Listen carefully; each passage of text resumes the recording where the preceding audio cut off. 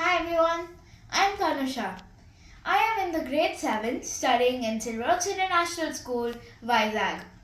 Presently, I am doing an internship in IoT at Robopie under my mentor Amapita. Now, I am going to be presenting you my project. This is a custom doorbell. The components being used are my phone, a buzzer, an ESP8266, and a code. Now let me demonstrate my project. First, you upload the code.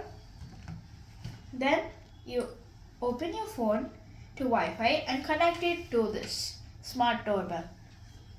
Then go to Google and type your respective IP address, which will lead you to this IP address portal.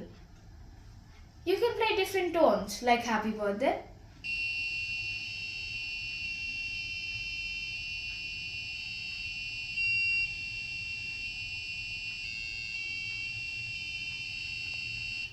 or even Twinkle Twinkle Little Star.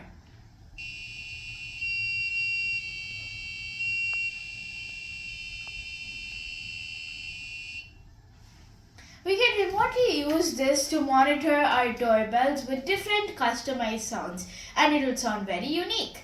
Thank you so much. Goodbye.